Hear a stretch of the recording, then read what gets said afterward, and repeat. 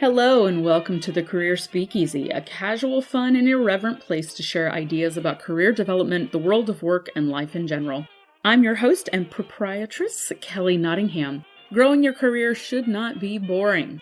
So come on in, pull up a chair, and pick your poison. Hello, wonderful listeners. I'm going to start off today's episode with a controversial statement.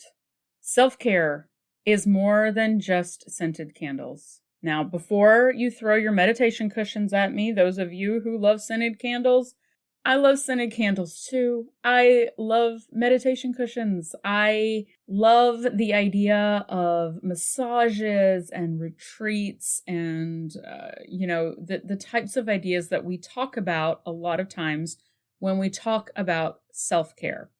However, in today's episode, we're going to be looking at a very different way of thinking about self-care that goes far beyond foot rubbing little water tub machine things and scented candles and aromatherapy oils, etc. Now, if you're one of those people that doesn't have a very positive view of self-care or immediately associates it with meditation and scented candles, please listen to this episode because there is lots in here for you. So buckle in. This one should be a very interesting one. This is a topic I have been actually stewing on for a really long time because I think this is, especially right now when we're getting ready to get into the holiday season, a hot topic where we tend to think about buying things to help us take care of ourselves instead of doing the actual work that it would take to care for ourselves properly. So what we're going to be discussing in today's episode is the idea that self-care is far more than just indulging ourselves or pampering ourselves. And in fact, self-care can be not indulging ourselves and not pampering ourselves. Self-care is a filter for how we interact with ourselves and our world so that we nurture the best version of ourselves and we get rid of the stuff that does not serve that best version of ourselves. So we're going to be talking about that in depth in this episode today. We're also going to be discussing the fact that self-care is not always necessarily fun. We're going to be talking about ways that we can set some boundaries and parameters so that we can create some feeling of safety and security for ourselves so that we can thrive. I'm preaching this message right now because we are getting ready to go into the holiday season of a very stressful year. This is in the beginning of December of 2020, which has been a really bizarre year for many of us. For a lot of people, we have been spending a lot more time this year thinking about self-care, what that means, what it looks like. And I think one of the biggest challenges that comes out of this question around self-care is that we tend to commodify it. We tend to look to external stuff like scented candles, like getting massages, like going to a day spa or getting a manicure or buying ourselves something, a new book, or, something that's going to make us on the outside feel that we are taking care of ourselves. And so we tend to look, because of marketing and because, frankly, the way that self-care has been defined so much by companies that make money off of these products, that we look first to external stuff and external circumstances to provide self-care for us instead of looking internally. Now, I want to go ahead and put a big, humongous caveat out there to say, we're going to be talking about the fact that, yes, buying nice things for yourself is a great way in many circumstances to spoil yourself, to pamper yourself, and to care for yourself.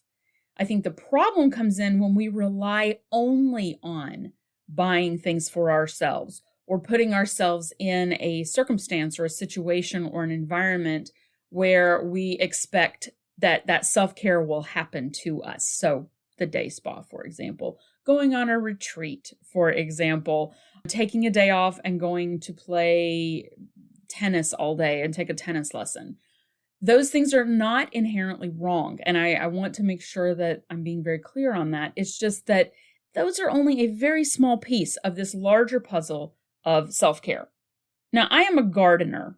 And those of you who follow the podcast on social media, I haven't really been posting much about my home life. But let me know if you're interested. I can share some pictures every once in a while of my garden. I love to garden. And I like to think of self-care in a sense as tending a garden. When I am planting my garden, of course, it's important to think about caring for the plants, growing the plants. I'm one of those people, I love to grow plants from seed. So I tend to my little plants and I nurture them and I give them what they need. I give them sun and I give them good soil and I give them water and I give them attention. And I sing to my plants, especially when I'm, out there working in the garden. I tend to sing to my plants. I talk to my plants and I am showering them with as much attention and love and care as I can. For a lot of us, when we think about self-care, we think about that. Like we're showering ourselves with good things so that we can grow. However, to successfully grow a garden, there is much more than just providing good soil, some sun, some water. There is a need to do some real work to create a good environment for those plants to thrive. Now, this can be weeding things out that don't work, things that don't need to be there. We got to pull those out, get them out of the garden so that things can grow. It's also knowing when to prune the plants back.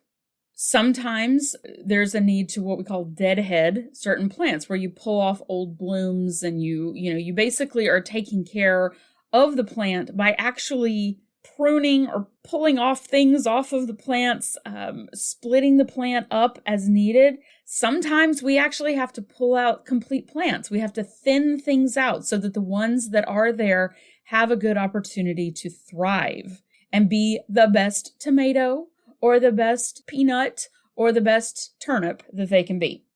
It also means that we can't just let our plants grow wild in whatever direction that they want.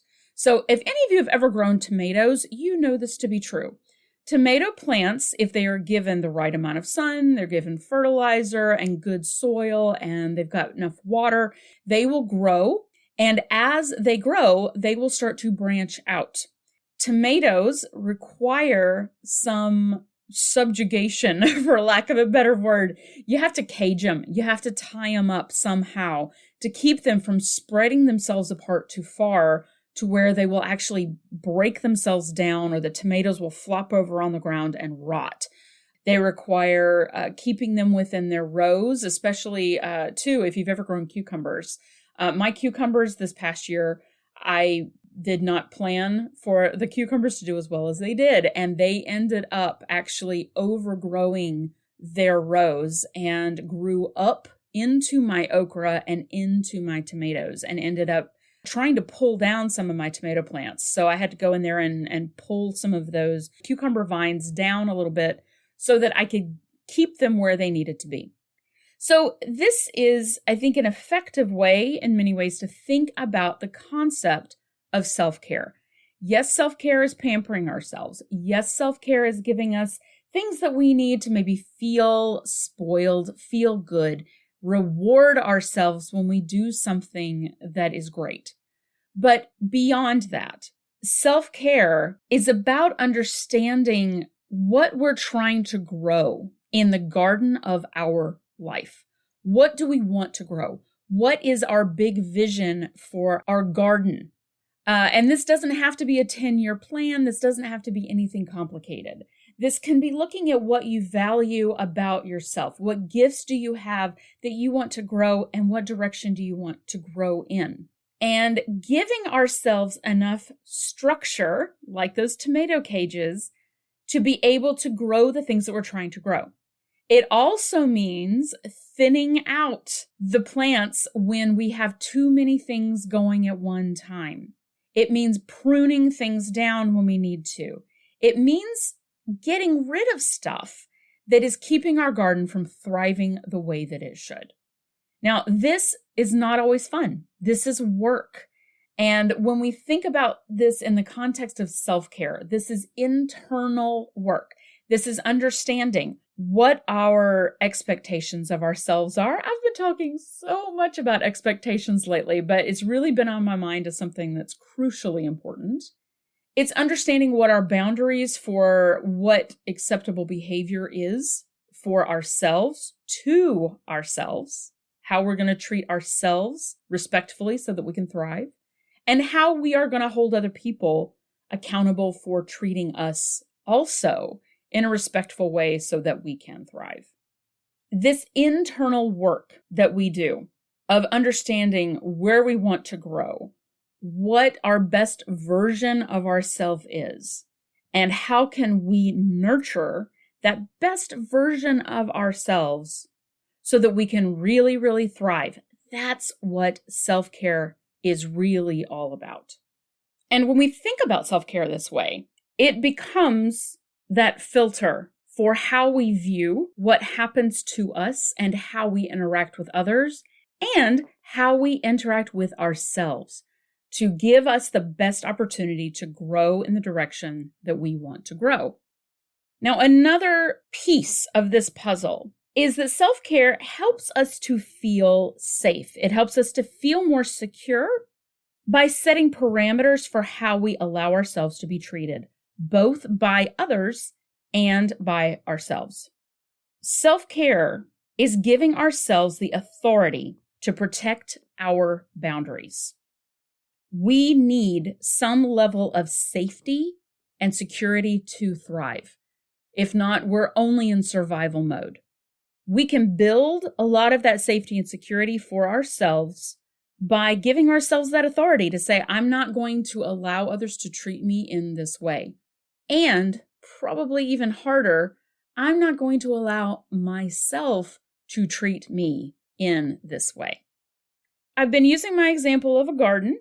We live out in the country, and one of the reasons why we moved out into a rural area out from Houston, Texas, is that we wanted to be able to be surrounded by nature. And I love critters of pretty much every ilk. I love that we have deer and we have little bunnies, little wild bunnies that live on our property. And we have little raccoons and possums and all of these great little awesome creatures that live in our area. As a gardener, this is a little bit of a conundrum for me because I love the bunnies and the deer, and I literally will feed like scraps of food. If I have some fruits or veggies that are a little past their prime, I will actually take them out into the woods and throw them out into the woods to see if anything out there wants it. If not, it's a natural form of composting, right? So I love to, make sure that I can do what I can to help the little animals around our home to thrive. However, I do have to set a boundary because I want also for us to thrive by having enough vegetables in our garden to eat. I have to literally create a boundary by building a fence around my garden. Without that boundary, my lettuce is not going to be safe. So in the same way, even well-intentioned people can invade our boundaries. If we don't know where those perimeters to our garden are, if we haven't set up in our minds what is acceptable, what's not acceptable, how do I want people to treat me, and how do I need for people to treat me so that I can thrive, we're going to be much more likely to have bunny incursions into our garden of life. I'm using so many dorky metaphors here, but hopefully I'm making sense. So how can you tell if your self-care bubble, your self-care boundary, or little walls of safety and security that are around you through this idea of caring for yourself so you can thrive, how can you tell if that boundary has been breached? Well, sometimes it's really obvious, and I don't even feel like I need to go into, major examples of this.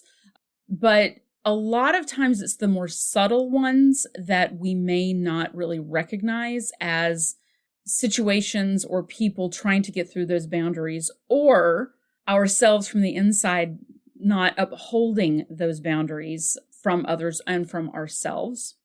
So I wanted to give you some examples here to help maybe stir some thoughts for you around ways that perhaps your self-care needs to be strengthened a little bit.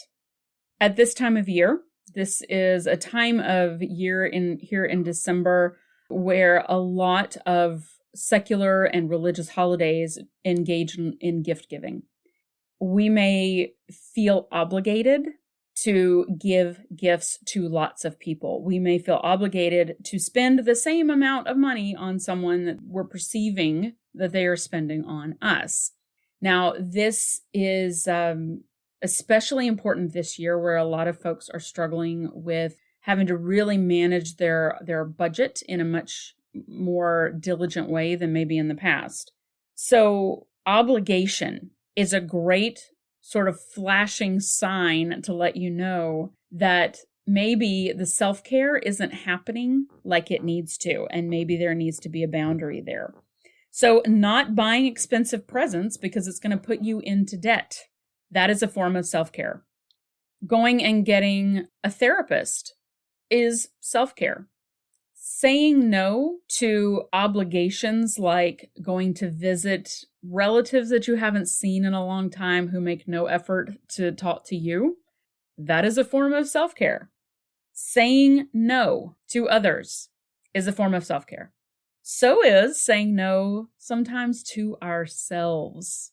Self-care is sometimes not indulging ourselves. So I'm going to talk about that more in just a few minutes. It could be cutting toxic people out of your life. It could be talking to your boss about reprioritizing your work when they're trying to add an extra project to you so you're not having to work 80 hours a week. It's saying no more over-sacrificing myself just so that the rest of my team doesn't have to work so hard. Now, I mentioned just a minute ago that sometimes self-care is saying no to ourselves. This, again, kind of goes sometimes against the trend of this idea of self-care as only a pampering type of interaction with ourselves. I like to think of this in, I guess this is sort of an odd way, but bear with me. If you were 100% in charge of caring for and making decisions for your best friend, now this is not healthy, so please don't do this, how would you care for your best friend?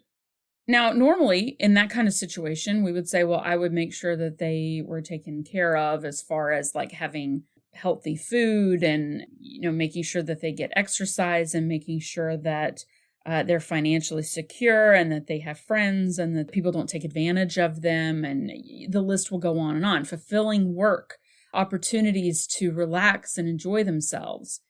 Now, we don't have full ownership over our best friends' lives. If you do, that's something that you and your friend and you guys need to hash out. But we are dependent on ourselves as our own best friends. We individually need to be a best friend to ourselves.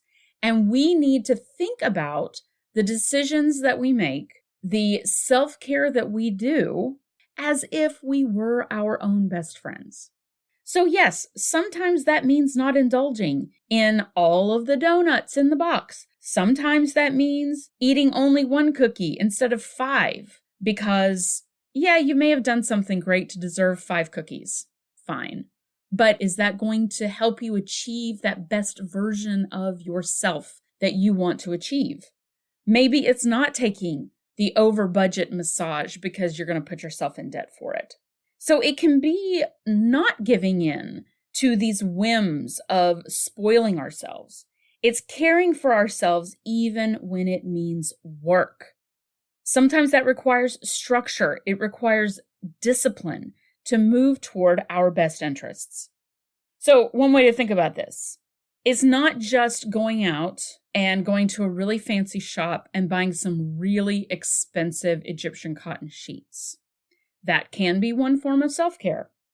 It's also scheduling yourself and having enough of a structure in your home life that you actually wash those sheets on a regular basis so that you have a clean place to sleep. So self-care isn't always about rewards. Self-care is being kind and being a really awesome best friend to yourself. It can be knowing what drains you and doing less of it and standing up for yourself if something drains you that you don't have to do to be that best version of yourself. It can be knowing what recharges you and doing more of that, especially when you start to feel that your internal batteries are getting really low. It can be cutting out toxic people out of your life and not beating yourself up for it. It's not beating yourself up for feeling selfish, for having boundaries, and for saying no. Self-care is following your bliss, even if nobody else gets it. Self-care is cultivating good, healthy friendships and taking the time to do that, prioritizing that even. Self-care is working on ourselves and giving ourselves some time to think, to process, maybe even to light a scented candle and to meditate and to prioritize that for ourselves. For me, self-care is moving myself out of my chair, even when I don't feel like it. Even when I could say I want to spoil myself and just take a nap. Self-care is, yeah, sure, sometimes taking the nap, but a lot of times it's getting up and taking a walk. Self-care is reading and learning when it would be easier just to play a game on your phone. Self-care is cleaning your house, even if you would rather be doing anything other than cleaning your house, because your internal best friend deserves to have a nice, clean place to live. It means sitting down at my desk, even when sometimes I don't feel like it, because it serves my bigger internal self. It can mean scheduling your day, even if it feels a little restrictive at first. Instead of buying more things, self-care can look like purging stuff out of your house that you don't use, getting rid of the things in your closet that don't fit you anymore so that you have more space and less to worry about in your life. The self-care filter goes through your career, your relationships, your own body, your mind, your spirit. It affects every part of our lives. And a lot of times we can tell when we're not taking care of ourselves because we start to feel our equilibrium be a bit off. We start to feel more frustrated than we do happy. Not to say that we're going to feel happy all the time, but when things get out of balance like that, where you're feeling more frustrated or sadder or angrier than positive feelings, and that feels really out of balance for you, that's when it's time to really look at where your self-care needs to be bumped up a bit. All right, so let's go ahead and jump into our last call. We have one big item on our last call list and then some little sub questions to ask yourself. So the first thing is to prioritize 20 minutes for yourself, 20 whole minutes in a row this week to be alone. You can light a candle if you want to, and ask yourself these questions. Look at your interactions with other people over the past few weeks and think about those. Which of those interactions are helping you thrive and which ones are not? Also, look at the way you've treated yourself over the past few weeks. What helped you to thrive and what didn't? Now, thinking about those two sets of questions then, what self-care boundaries do you need to set for yourself to strengthen that filter with how you interact with yourself in the world? It can be something like, I'm not buying presents for the entire family this year because I don't need to add on to my debt. Or, I'm not going to say yes immediately to this next project until something else on my schedule and on my list goes away. One of the biggest missions that I have for this podcast is to take the experiences that I have had and the learnings that I've gleaned and try to help in a way to improve your life, to help you thrive, to help you be the most successful and joyful and vibrant version of yourself that you can be. One of the most critical ways to do that is to make sure that we do have a good filter of self-care, of caring for ourselves that we use every day, every week, every month in all of our interactions with ourselves internally and with others externally. That filter will become automatic, or at least more automatic, the more we work on it. If you are a giver, this will probably feel very selfish at first. That is going to be a big piece of your self-care filter, is not beating yourself up for taking care of yourself. Think about that internal best friend. They want to be successful and they want to thrive, and you are the only person who can do that for them. Take care, everybody, and I will talk to you soon. Well, thanks for joining me.